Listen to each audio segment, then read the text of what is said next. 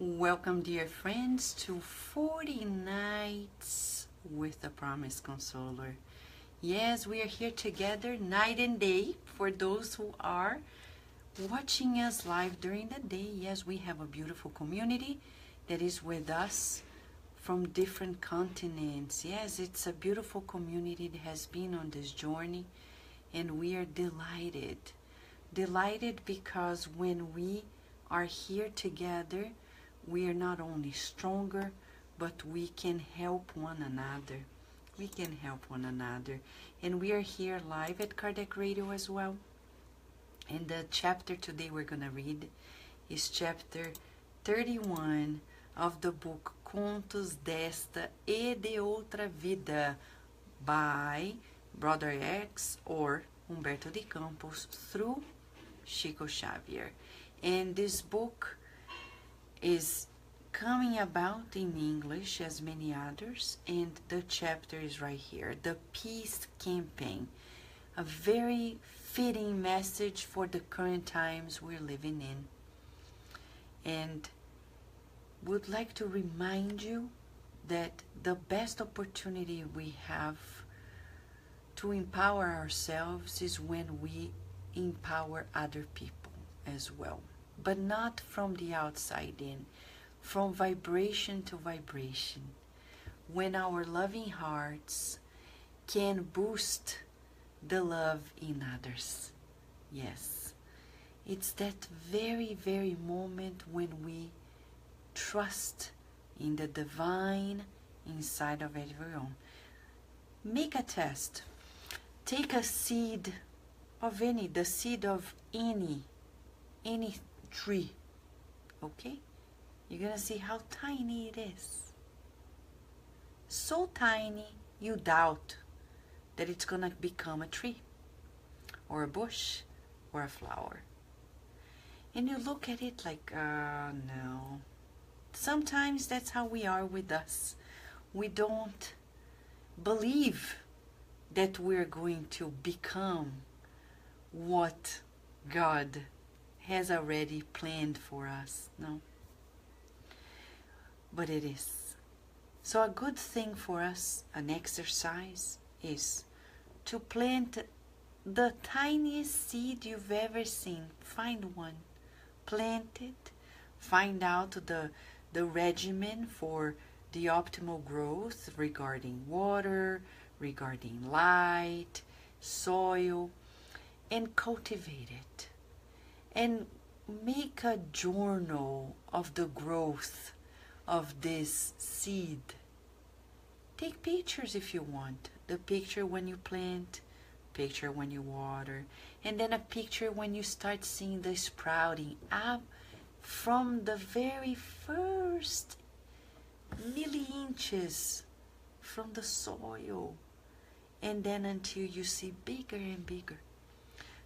This symbolizes for us, because we're nature too, the progress and the process of our own blossoming, our sprouting, the divine in us, which we're yet to know. So that's a good exercise for all of us, because when we are here at Kardec Radio, Facebook Live, every day, we are here, thank God. Why are we here? To cultivate that divine seed inside of us. I'm not gonna say it's a seed in you, because probably it's already a beautiful bush, a beautiful tree, a fruitful one, but we need a lot more to grow. There is a large field to be conquered, right? Many talents we are yet to unfold. We need to visualize the good in order to get there, right? So let's say, beautiful friends, how are you? Tanya and Greg, how are you? Hello, hello. Would you clap your hands? Hello, hello. Would you stomp your feet? But if it's too late, don't stomp your feet, because it's going to be too loud. Now, Solange, how are you, Solange? And Sunshine, roses, roses, roses. Thank you, Sunshine. And Ceissa, how are you? How are you? How is everything? Julija, how are you? Everything well? Striving, hein, Julija? Valéria Benfica,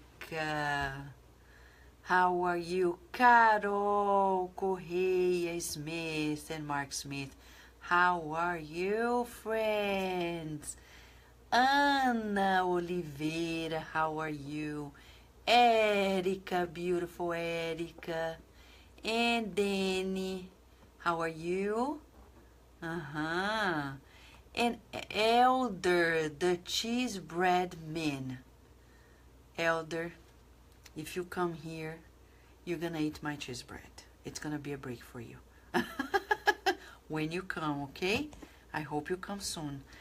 Lea Severo, how are you? Enilda and Glaucio, how are you, friends? Fabiane, yuppie! Celebrating, Fabiane. I know it's not simple, but you made it. Good job. And Raquel, beautiful mother, how are you? Gratitude to you. Thank you, Fabiane. Thank you, Julija. I'm happy to hear from you. Thank you, Tanya and Greg. And we're great because we're here together, right?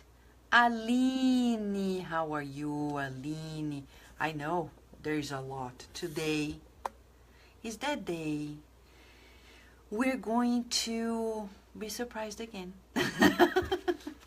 Yes, whenever you are with Brother X, that's why Brother X, no, I'm just joking here.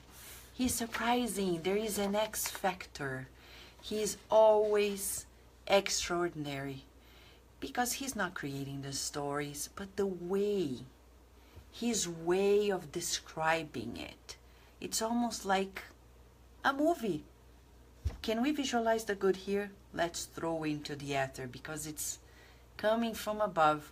We know this one day, sometime, maybe 50 years, 100 years or less, I don't know.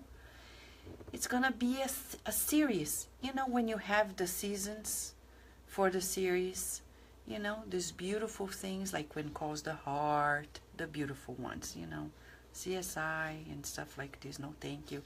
But the ones that are very instructive and uplifting, it's for a series. Can you imagine when the producers are focusing on this instead of making a big movie? Serious, take these chapters and make it. I know it only happens when it has to happen, but we're already dreaming. Yes. We're dreaming of that day. I had a dream. Me too, Martin Luther King Jr.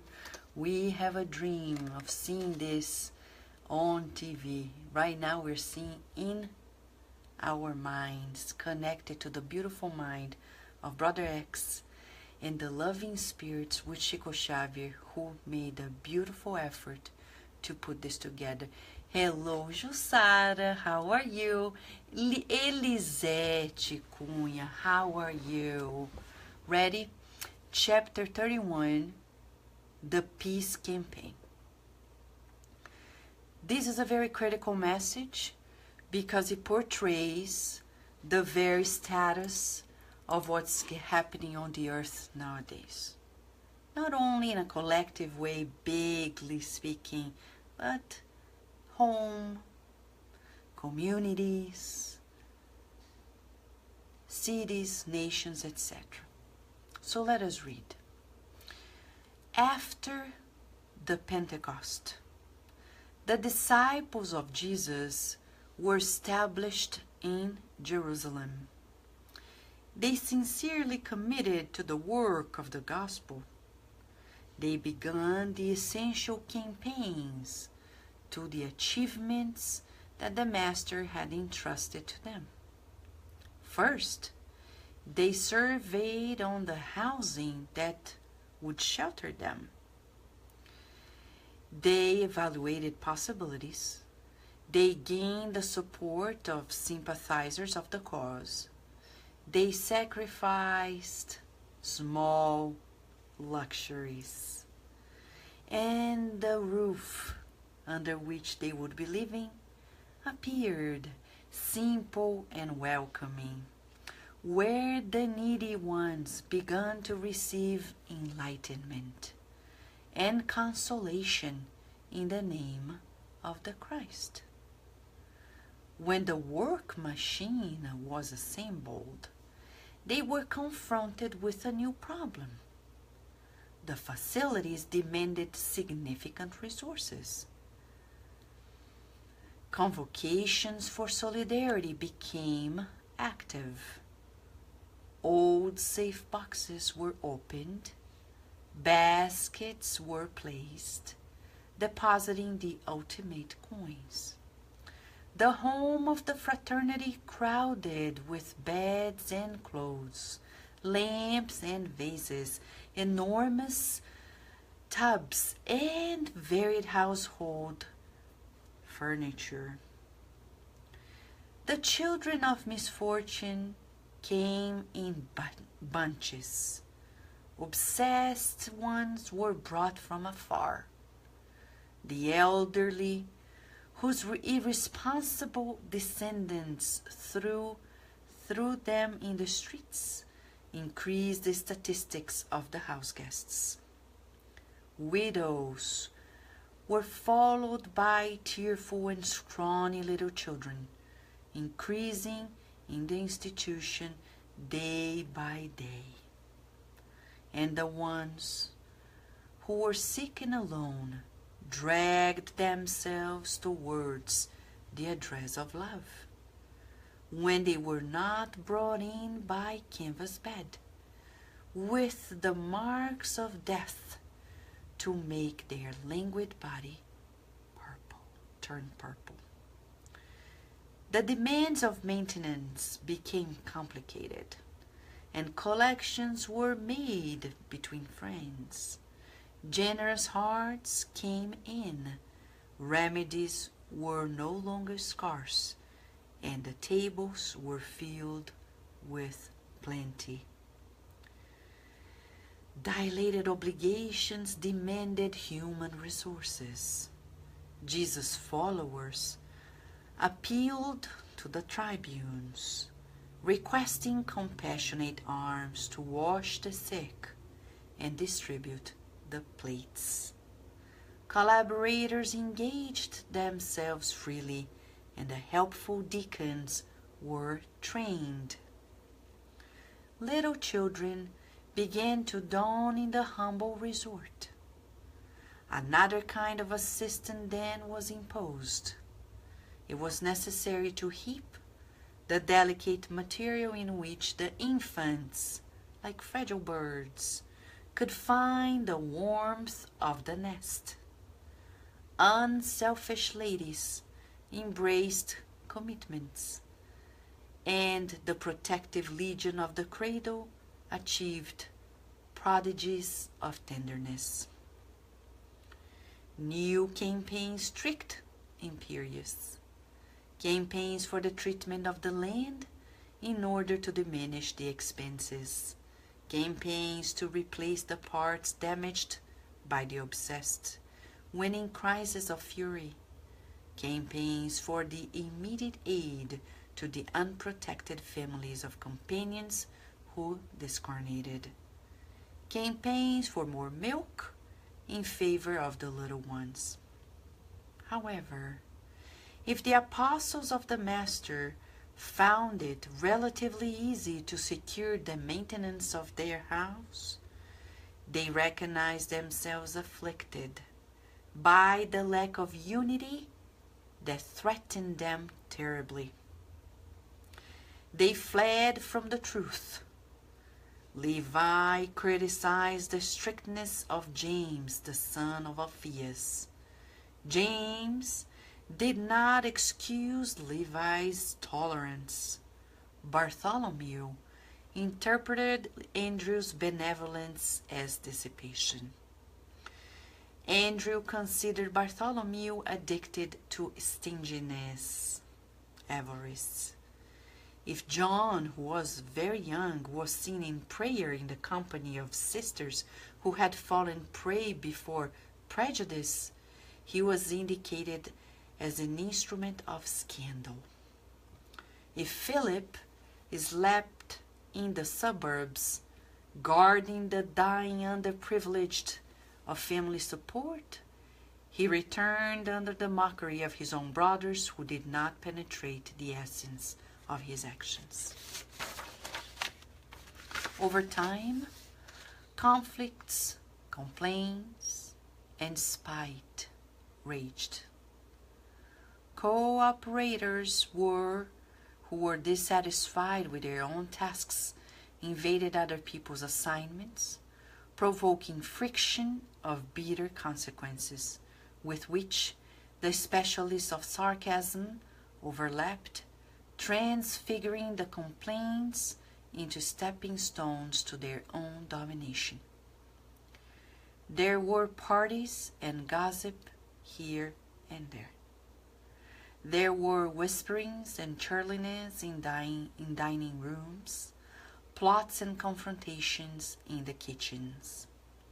Debates soured the atmosphere of the atriums, gall of bitterness in the intimacy, happened in the intimacy, and contempt on the outside.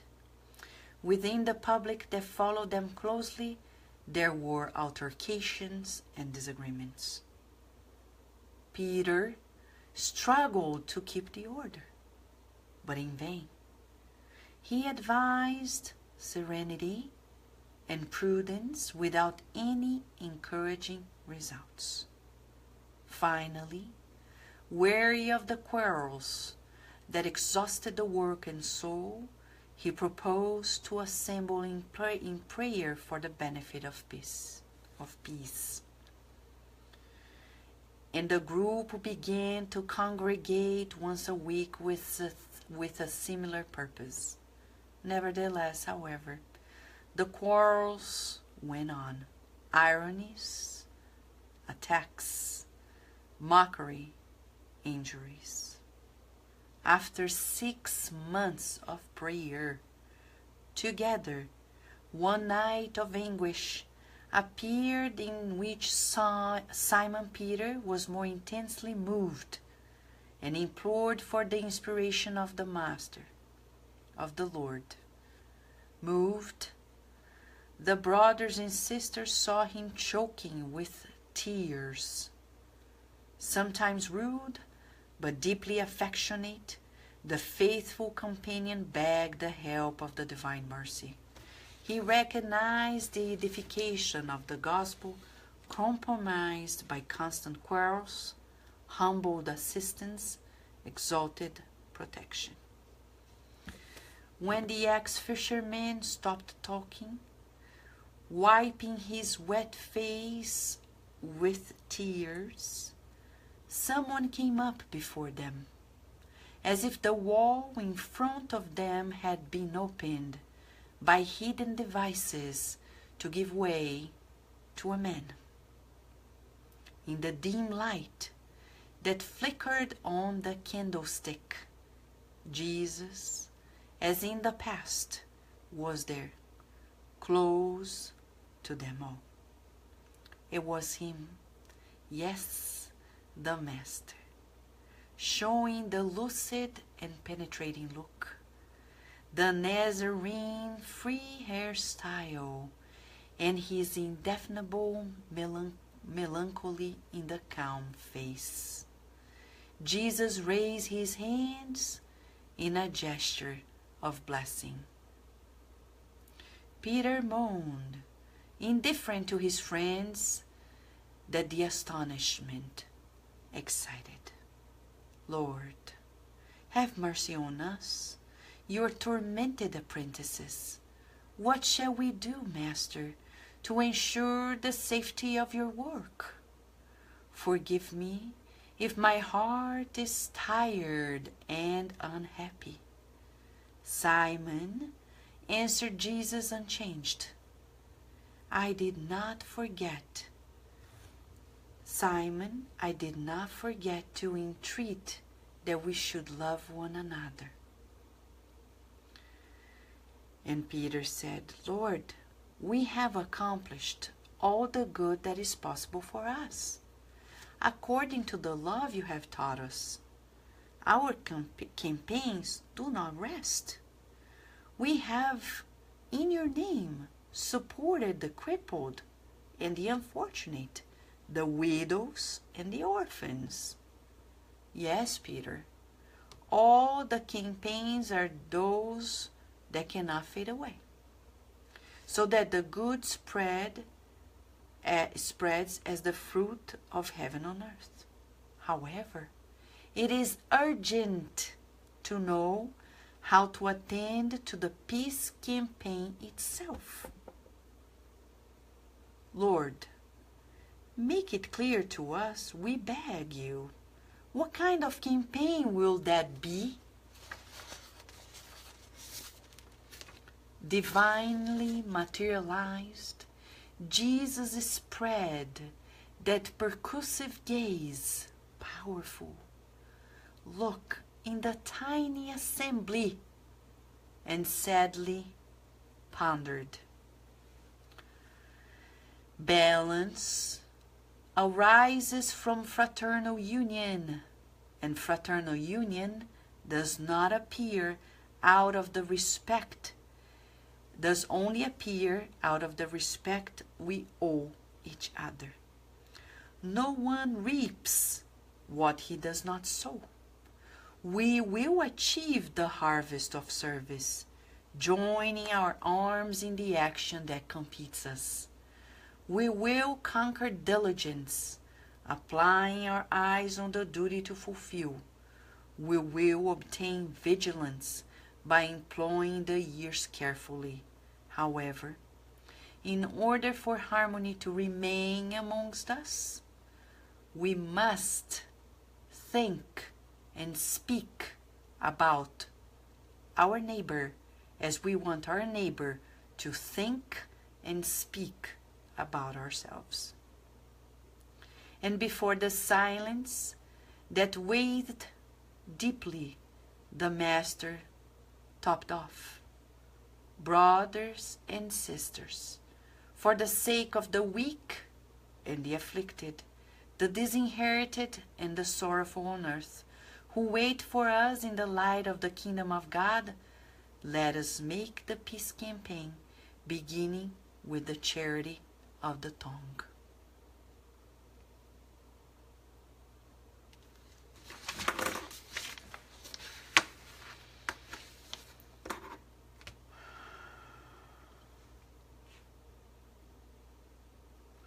How often we want peace at home, but we're talking about the inner home.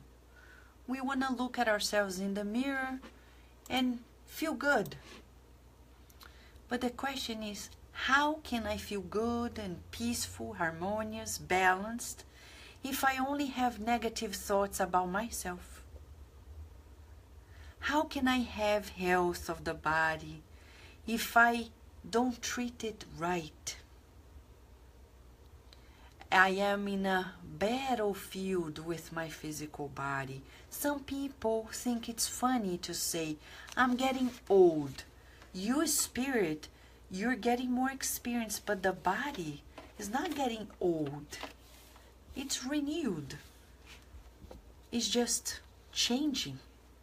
It's physiology. And then we're pushing the body also to inferior levels. We want the body to respect us, but we're not respecting the body.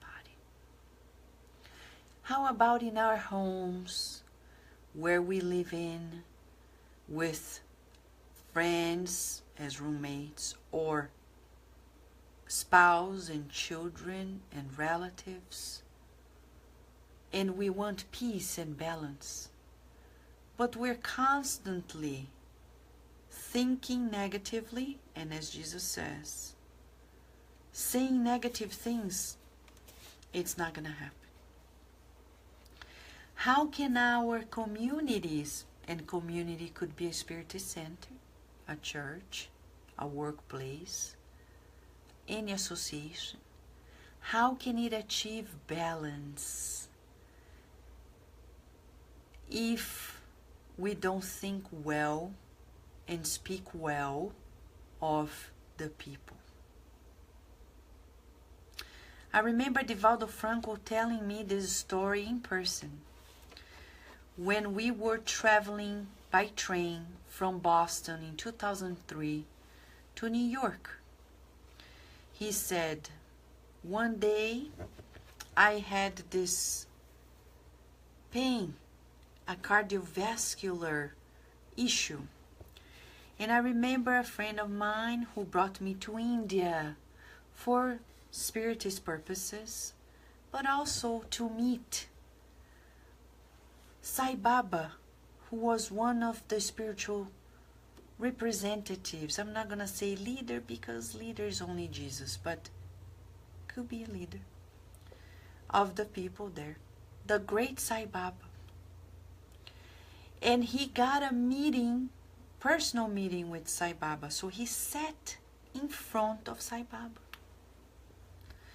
And Sai Baba, with a translator, asked Divaldo, what do you want from me? What can I do for you? And he said, I want to speak well, feel well, think well, and do well. And Sai Baba then with a finger touched his heart. Divaldo didn't mention anything about his heart condition. And Divaldo said that after the touching of that chakra point, from there on he stopped feeling the pain and the problems and the issues. He was telling us about what Emmanuel described to us, about the importance of being coherent. We cannot demand appreciation and respect if we don't appreciate and respect.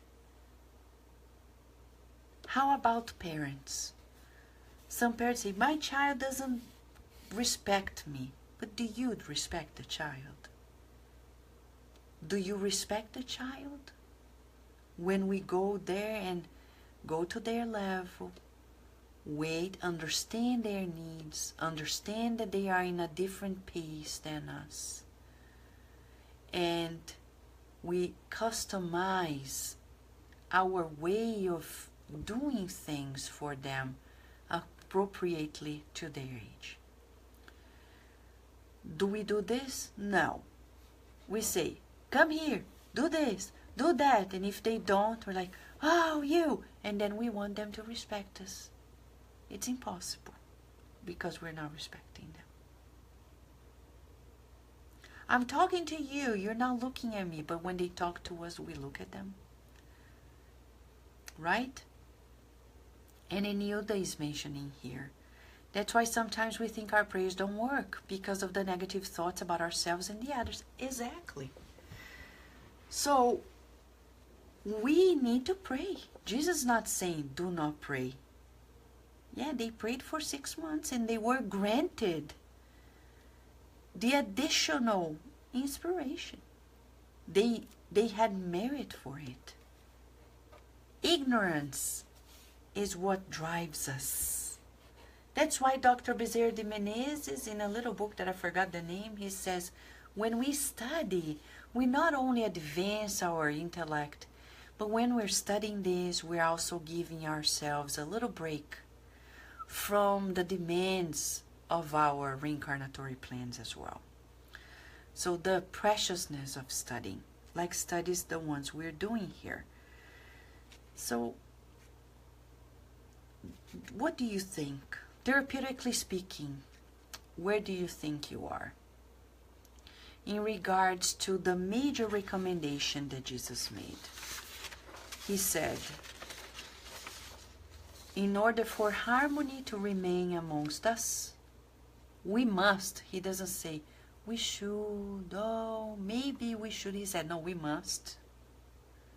think and speak about others as we would like others to think and speak about us. And you know, interesting enough, the people whom I've met who seem to be the most harmonious I've seen, they're just like this. They don't talk bad about anybody. It's unbelievable. They don't. Thought and life. It begins here. It doesn't begin here. The charity of the tongue, Jesus is saying, begins thoughts. And thoughts begins with feelings. What am I feeling now? Okay? So, for example, I'll give you an example. I was having dinner. Carlos, Virginia, and I. And I wanted to tell Carlos about several things. But you know, some things were more critical than others. And then I said, no, I'm not going to talk about this thing now. Not right now. Because I was not going to badmouth anybody, but just talk about, you know, issues to be unfold and problems to be overcome, but also good things too, but things that were good, but we couldn't say for the strong content in front of Virginia. So I remember I was chewing my food and smiling inside of me because I felt so funny that it was like a volcano, but a good volcano, huh? Not all volcanoes are good, by the way, they are. Yeah, they have their purpose. So it's like a volcano. It's coming out. It's like, not now. Not now. Stay there. Eruption time is another time. Not now. So observing the emotions. And to control it, I had to look at my emotion. That's why deep inside I started smiling about myself. Because I looked at myself. And I started feeling like, why do I need to share this? What is my emotional need? Of course, to feel one with the partner, with the spouse, with the companion, make the companion also feel part of it, which is great.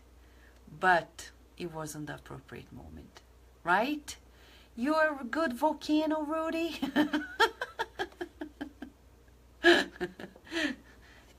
Right on. Yes, volcanoes have beautiful purposes. Talk to a geologist, they're gonna tell you, right?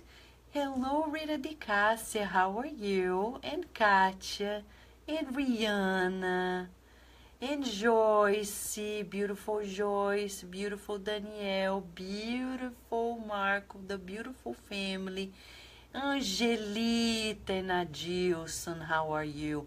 Jacob, how are you? It's okay. You can come and go, go and come and go, and come and go. La la la, la la la, la la la la la. It's not Christmas, but whenever we talk about Jesus, it's Christmas feeling. It's the peace campaign. Do you think it's too hard? It's not hard. It's not hard. Remember when we talked at the beginning about the seed? The exercise of the seed. Look at the seed. It seems impossible that this is going to turn into a beautiful flower, beautiful bush, a beautiful tree. But cultivate it. Make a journal. Log about the growth. Take pictures. If you have children, it's a beautiful opportunity. And then when we see it grow, we see, wow, just like us. We also have the potential that is it's like sometimes it's unforeseen. We cannot see it. We cannot see it coming, but it's there. Believe it. Seek the good. Feel the good. Visualize the good. Mold our lives to the good with all the resources we have at hand. But let's go back and analyze a few lessons.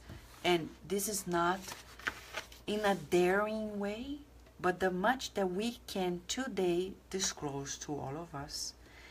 the attitude and the non-verbal lessons of the Master, because he is our personal trainer, he's our coach, and he comes. He comes out of divine mercy. He comes after much prayer, prayer of harmony. Yes, he comes. And how does he come? Has a lucid look, meaning there's light, and where there's light, there's truth. There's nothing hidden. With Jesus, there is no hidden agenda. There is no sugarcoating. There is kindness, which is different, which is not sugary, by the way. It's calorie-free. Kindness is calorie-free, okay? And then he has this penetrating look.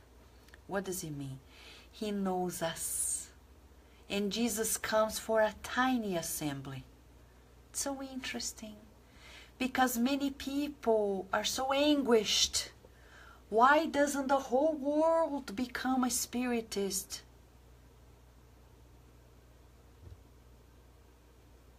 The ultimate question. Why doesn't the whole world become a spiritist in a snap? You think people are gonna come and shift their lives? No, spiritism is from inside out, because it's Jesus that comes back. He said at his time, numbers are not important. But Vanessa, no, don't but me, because it's Jesus. He's the governor of the planet. He was never concerned about numbers. Why? Because it's not about numbers. It's about quality. And quality is about one-on-one assistance. We don't want followers. We want people who feel the presence of God in their lives. And they serve God, not us. I don't want people to follow us. We want people to feel inspired and feel inspired to serve God. Jesus asked for collaborators, for apprentices, but he said, you be servants of God. He didn't say we would be servants of his. Not even Jesus, who is the master. Think about this. The glorious master talking to a tiny assembly, and people do not believe in the power of the homogeneous meetings, gatherings. Kardec, in the Medium's book, he talks about how powerful heterogeneous meetings are. What is it? A meeting where the thoughts are aligned. Everybody's on the same page.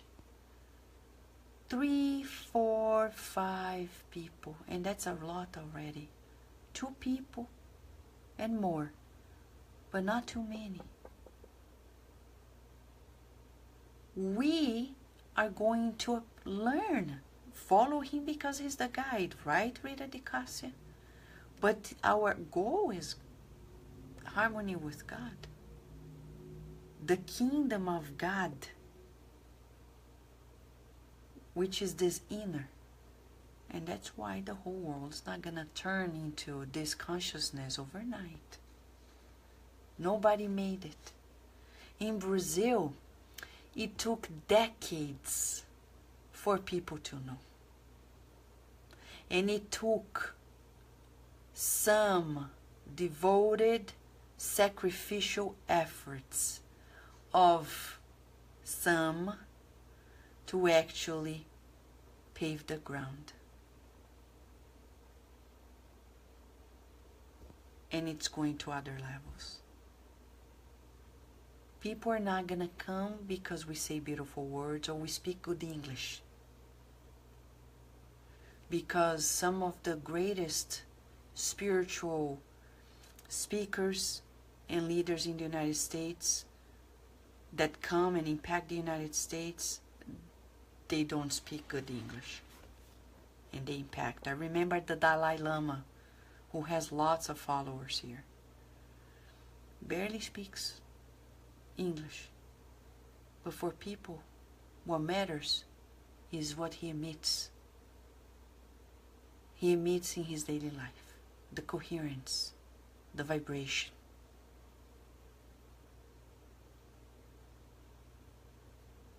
Deepak Chopra, who is deeply respected, has accent.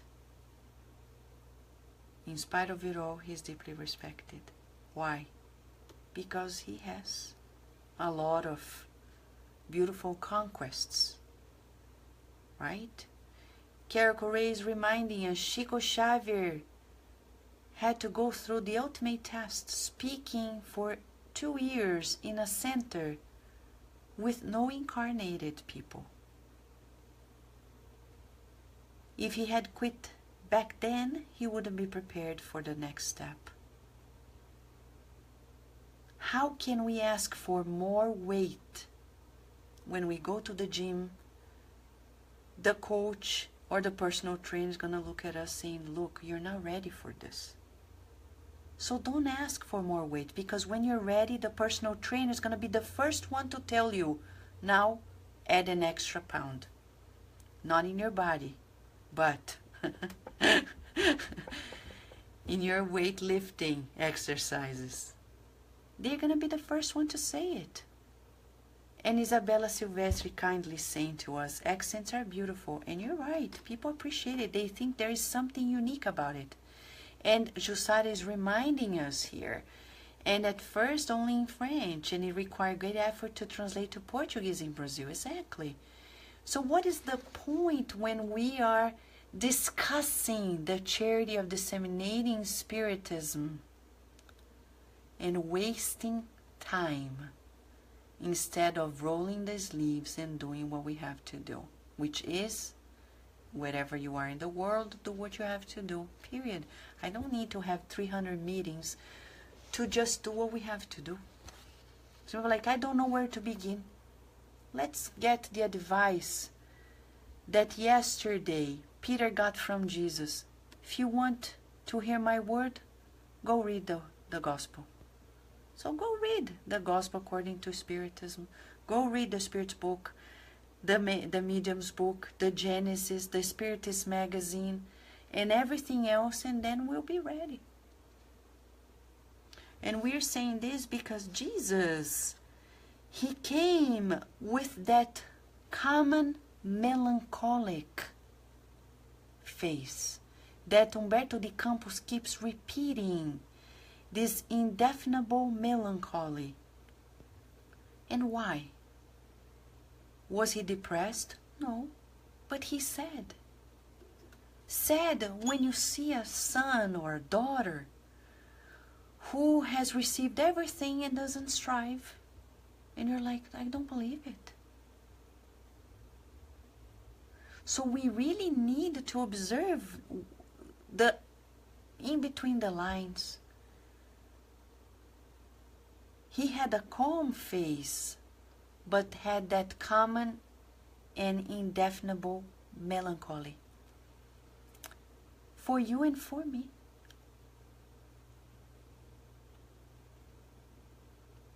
Do you think Jesus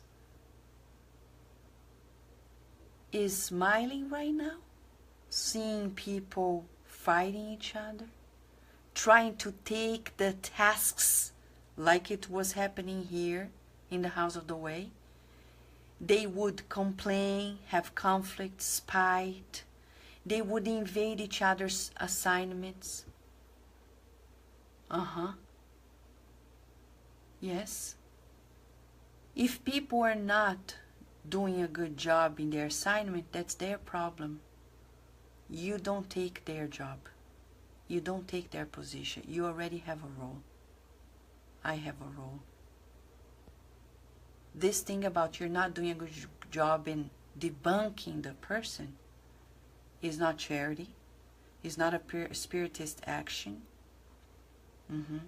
Our guiding model never showed it to us. He never dethroned anyone. And if we're looking towards achieving that, we'll be failing again, because we've done that in the past. That's a sure thing. Let me give you an example. If you are a grandmother and your daughter-in-law has a child, don't try to be the mother of the child. Be the grandmother. That's what we're learning here. Don't take the assignment of the person. She's the mother. Now you, oh, but she doesn't know what she's doing. But God gave her the child, not to you. Your boss is not doing well at work.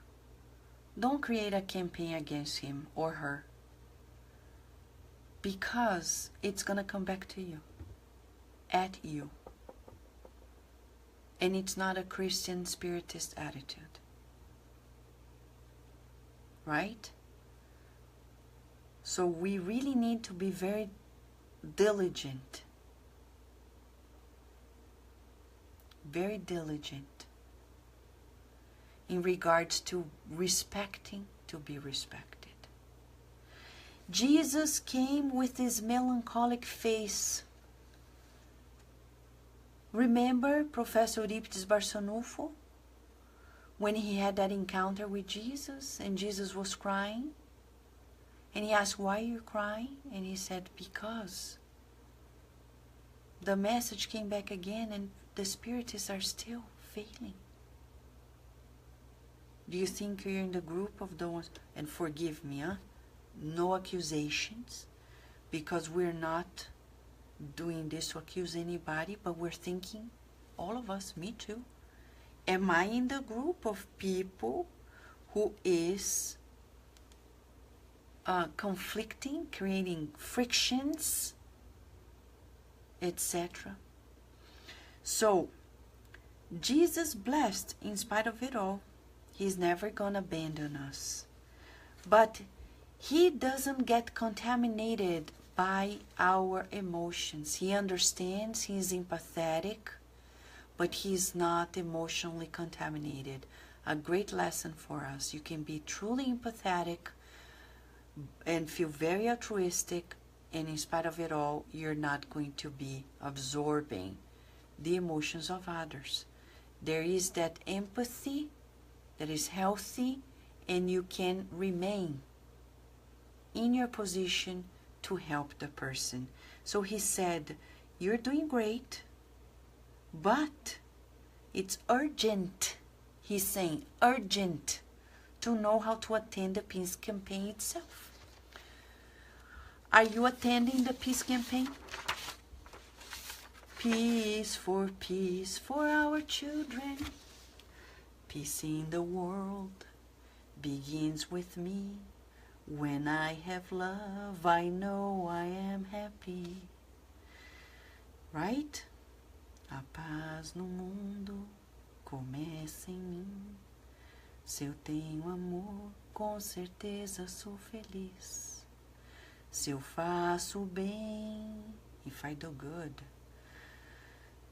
ao meu irmão, tenho a grandeza dentro do meu coração. I have the good inside of me. I have the greatness inside of my heart. Chegou a hora da gente construir a paz. Ninguém suporta mais o desamor. We can't stand any longer this lack of love. Peace for our children. Yes, we need to conquer that. Exactly. And we need to conquer it in our thoughts. Right? By example, but not trying to be what we can't. Just being fraternal. And that's why Jesus divinely materialized. Imagine the effort for a tiny assembly And people today doubt that Jesus could be everywhere. And I'm just like shocked that spiritists cannot see that the spirits, they can do whatever they need to do. And the greater the suffering, the greater will be their presence. And you think Jesus is going to stop helping people to be with us in a meeting discussing about how to disseminate charity? I doubt. He's never done it, never will. He's not going to stop to discuss and help us, inspire us. No. He's going to let us discuss. And when we are tired of discussing, and like Peter, please help us, we're not getting anywhere, then he probably may come. And he's going to repeat the same words. He's going to say, balance arises from fraternal union. I remember when Divaldo Franco told me one day at the Mission of the Way, Vanessa, I don't waste my time too much with meetings, even in the center, the Spiritist Center here. And I said, but how do you do it? It's a huge place. The Mission of the Way, the Spiritist Center. How do you manage it? Uncle Nilson was still incarnated at the time. And he said, sit next to me every day. I was there for almost a week. And he said, I'm going to show it to you. People would come, because he's very disciplined, breakfast, lunch, dinner, and afternoon snack, coffee break, very disciplined.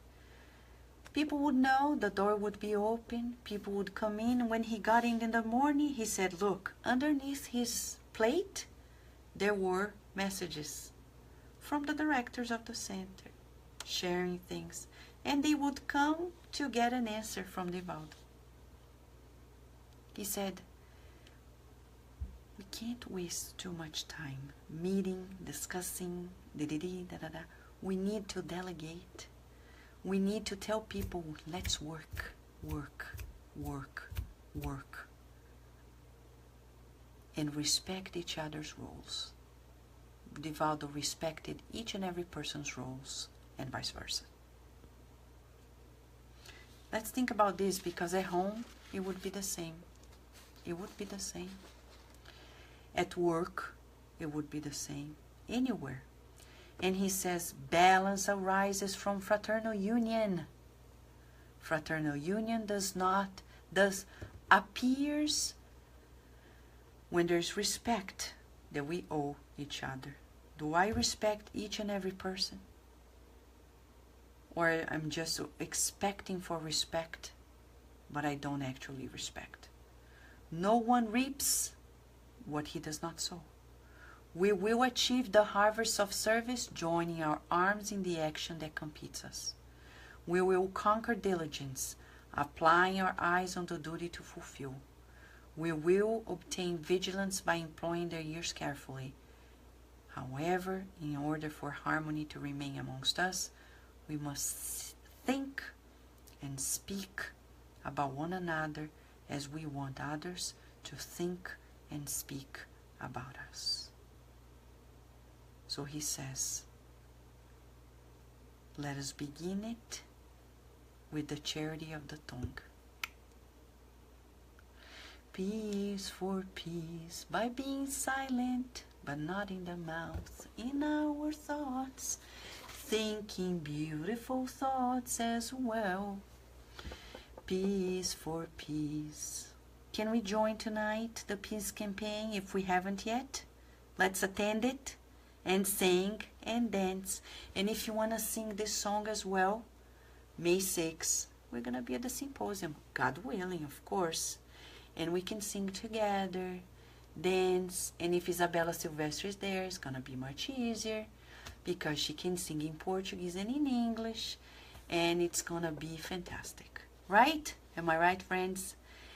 Thank you very much and enjoy your beautiful night or your beautiful day or your beautiful afternoon. And God willing, we'll be back tomorrow with 40 nights with the Promised Consoler. He's really consoling. He's blessing all of us.